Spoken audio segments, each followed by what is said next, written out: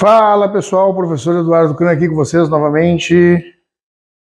Pô, professor, por que eu tenho mais força no braço direito que no braço esquerdo? Pô, professor, por que eu tenho mais força na perna esquerda que na direita? Olá, você está a um pequeno passo de obter a maior mudança pessoal e profissional da sua vida. Você, que há muito tempo busca um divisor de águas, que torne você um verdadeiro especialista, além de um currículo invejável, com técnicas, treinamentos do mais alto padrão, com profissionais de referência do mundo inteiro, você está no lugar certo. Você busca aumentar a sua lucratividade, aumentar o número de alunos, pacientes e se tornar um profissional de resultados, aqui é o lugar certo. Beleza, vamos responder aí ou tentar responder essa questão para vocês. Mas antes, lembrar que a gravação desses vídeos ela é feita em conjunto com a Visuwork. Então, preciso muito da empatia de vocês, para que vocês curtam, recomendem o canal. Se vocês acham interessante esse material, que vocês passem à frente, passem adiante.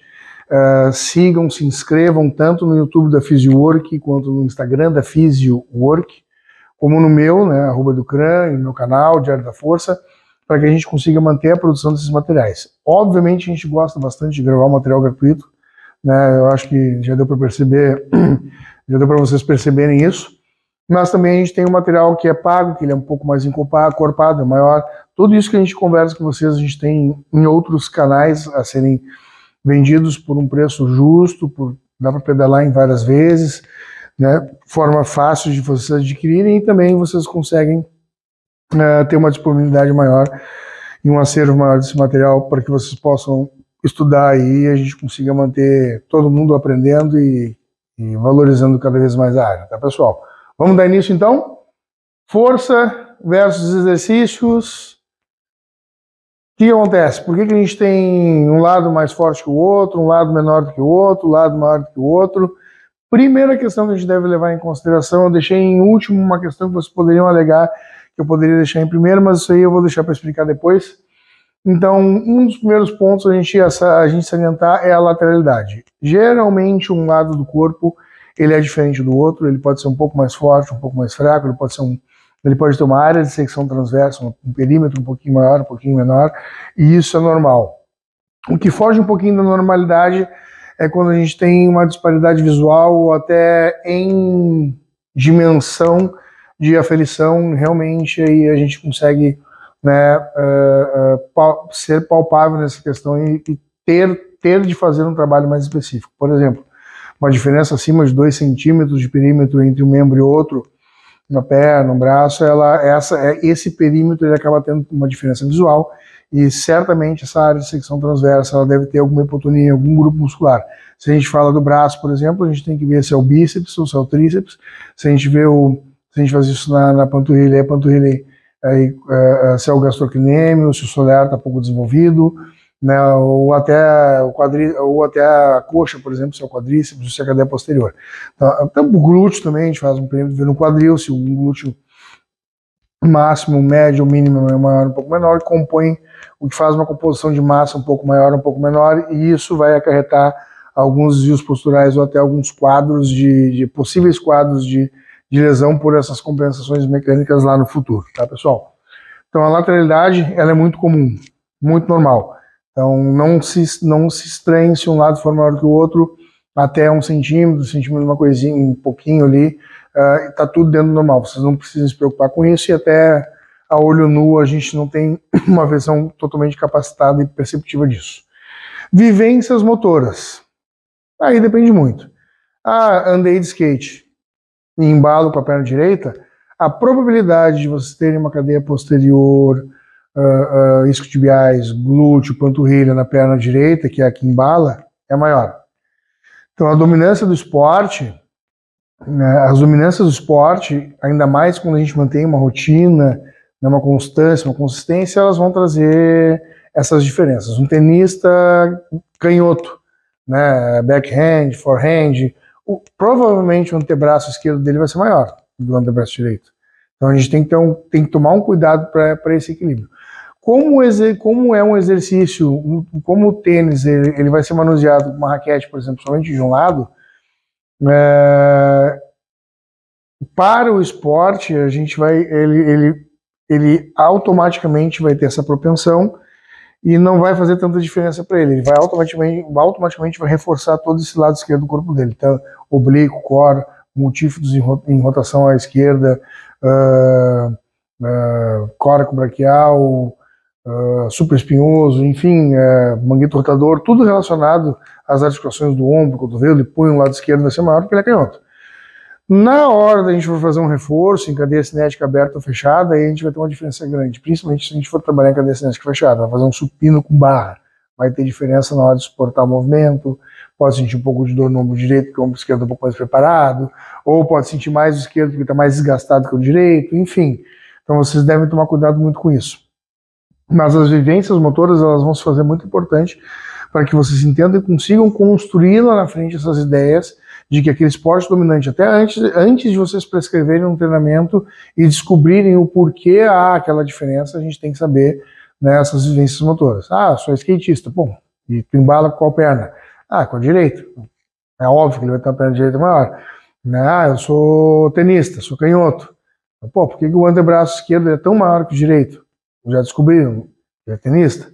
Então, enfim, e outras modalidades esportivas, né, que vão fazer com que a gente consiga ter essa diferença. Um beisebol, a pancada, né, que ela excede no lado direito, vai segurar de um lado, mas a linha de movimento ela é diferente no outro, tanto para um tríceps como para o outro, o impacto que se recebe, né, um braço frena, mas o outro tem um poder de frenação um pouco maior quando a bola bate no bastão, enfim, tudo isso vai se fazer diferente, não só em membros do esqueleto apendicular, mas também do esqueleto axial também. Estratégias de treino. Ao longo do tempo, foi procurar uma academia, um crossfit, um funcional, e as estratégias de treinos que foram montadas, elas não equipararam essas diferenças. Então, quando a gente tem essas diferenças em exercícios, a gente também tem que entender que existem fatores e padrões que vão fazer com que a gente não exerça a mesma força, a capacidade de força que em determinados membros.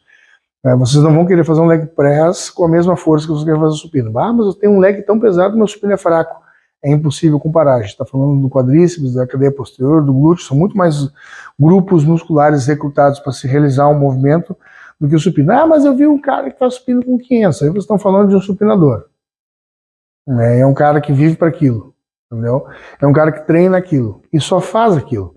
E de certa forma, tanto deltoide clavicular, como peitoral, quanto os tríceps, são músculos muito fortes, têm capacidade motriz de execução de força muito grande, né? Só que são caras altamente treinados para isso. Aí tem a camiseta de força também, a faixa de punho, é outra realidade. A gente está falando aqui do contexto geral que a gente percebe em academia. Então, alguns exercícios, sim, eles vão estar geneticamente ligados. Na realidade, esse fator 5 aqui, que é a genética, que eu deixei para vocês, todos eles lá na frente, tanto aqui, quanto aqui, quanto aqui, quanto aqui, eles vão ser influenciados por fatores genéticos. Então, eu gosto de deixar esse adendo, eu não gosto de botar o básico daquilo que a gente vai saber. Ah, genética. Tá, beleza, mas quais são os fatores que a gente pode ligar à genética, entendeu? Se a gente já começa com aquilo que todo mundo sabe, fica fácil da gente entender, fica fácil da gente pegar e ficar dialogando depois e vomitar e bostejar pela boca. Eu acho bacana a gente pegar e pensar naqueles fatores antes de linkar todos eles àquilo que é o produto final, que seria, nesse caso, a genética. Então, as estratégias de treino elas não foram montadas especificamente para aquele indivíduo e essas descompensações não foram trabalhadas. E não foi explicado para essa pessoa que o manejo de força, tanto de tônus quanto de descompensações mecânicas, elas vão ser diferentes de um lado para um outro, e que até inclusive a diferença de área de secção transversa ela pode ser trabalhada, e que não especificamente um lado mais fraco vai ser o menor do que o maior. Até porque força, de novo, força, eu muito falo isso, né? Força igual a massa por aceleração. Então, área de secção transversa,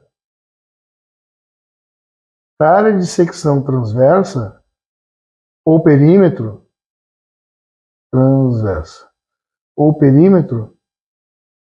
nada tem a ver com força. Força é uma capacidade neuromotora. Força, ela é neuromotora. A gente a gente pensa e executa. Então, quanto mais motoneurônios a gente recrutar, a gente acionar e recrutar determinados tipos de fibra muscular, para que a gente consiga executar uma ação concêntrica ou vencer uma resistência, maior a nossa capacidade de força. Então, posso ter 50 de braço e recrutar 20 motoneurônios, vou inervar 20 fibras musculares, vou dar aí 400 fibras musculares, e enquanto eu tenho um braço de 35 com 20 motoneurônios que inervam 50 fibras musculares, não 1000 fibras musculares, o cara que tem um braço menor é mais forte. Ele vai fazer mais força. Ponto. Né? Então, essas estratégias de treino, não só para equiparação de força, eu tenho um braço esquerdo muito mais fraco. Ele é um pouco maior, mas é muito mais fraco. Se faz um exercício, a gente modula exercícios em capacidade física força para que a gente consiga equiparar forças. Não precisa trabalhar aparato metabólico anaeróbio elástico. Faz anaeróbio elástico ali, faz uma dieta com 3 repetições, 4, um concentradinho, para que aquele indivíduo, num exercício de cadeia cinética aberta, ele consiga aumentar um pouco mais a força dele, sem dar aquela diferença tão grande numa área de secção transversa que já é maior com outro grupo muscular, que além de menor, é mais fraco, entendeu? Então tem tudo isso, tem dentro das estratégias de treino que, evidentemente, muitas academias você não vê os colegas trabalhando isso aí, mas eu já não sei se não é porque não tem conhecimento, porque não tá nem aí, enfim, aí é essa putaria toda que a gente conhece aí, né? E as descompensações mecânicas, né? A gente tem desvios posturais que vão ter compensação. O corpo humano, ele é uma máquina perfeita. Isso a gente tem que entender. Não existe não realizar um movimento. Ponto. O corpo humano é a máquina mais perfeita de todas. Se vocês têm uma escoliose em C que joga vocês pro carro, vocês vão dirigir, vocês entram no carro e já sai para a esquerda, cara, a musculatura do lado direito vai tentar trazer de volta, nem que vocês façam uma lateralização de quadril para um lado, vocês mudem a cintura escapular de vocês, ela fica com uma depressão de cara, o corpo de vocês vai dar um jeito de vocês conseguirem equalizar as coisas para poder se movimentar. Só que isso, claro, vai causar uma série de descompensações mecânicas que vão interferir não somente no tônus, na força muscular, né, como em outros desvios posturais que vão ser mais limitantes e incapacitantes no futuro próximo. Então, o fator genético ele vai estar ligado a essas descompensações mecânicas, que também, e essas descompensações mecânicas elas podem estar ligadas a essas vivências motoras. Treino errado, de execução errada, manejo das atividades da vida diária errado. Carrega uma sacola de compra que nem uma véia, protuso, senta numa cadeira no colégio, na faculdade, com o cu para fora e jogado, parece que morreu, tomou um tiro.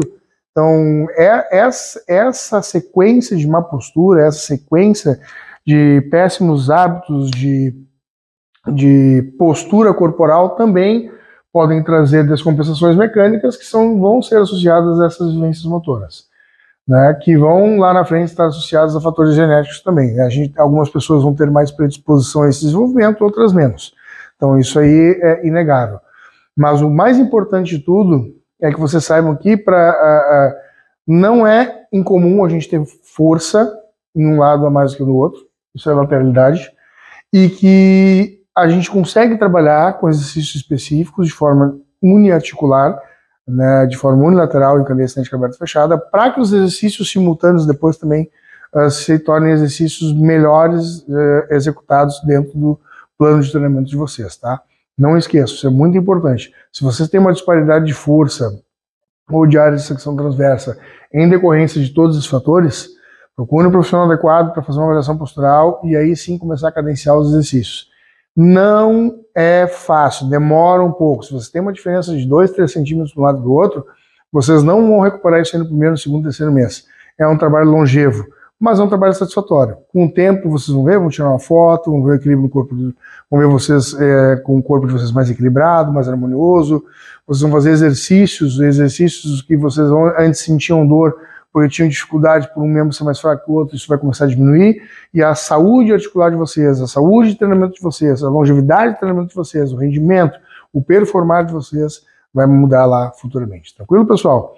Deixo um beijo e abraço para vocês, espero que tenham gostado desse material. De novo, né, dá um likezinho, segue lá, indica, né, tanto a Physiwork quanto o Diário da Força, tudo que vocês puderem nos ajudar para a gente conseguir crescer e alavancar mais, para produzir mais material para vocês, inclusive com maior qualidade, vocês nos ajudam, tranquilo? E não esqueça também de dar sugestões aí, críticas construtivas, para a gente dar também esse crescimento. Todo mundo junto, a gente cresce. Valeu, pessoal. Beijo, abraço.